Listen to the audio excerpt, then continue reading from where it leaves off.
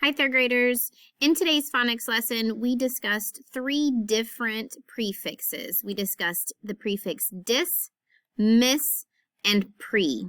So for today's activity, you're going to do a word sort. You have some different words over here to the right, and you are going to sort them into the columns based on the prefix that they have at the beginning of the word.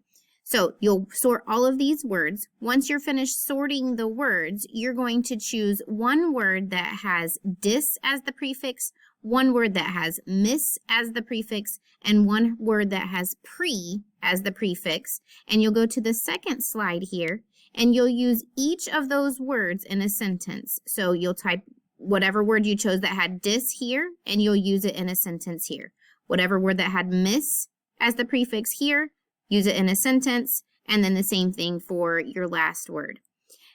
Up here it says choose a word for each prefix and write a sentence using that word. Make sure to use capital letters and correct punctuation marks.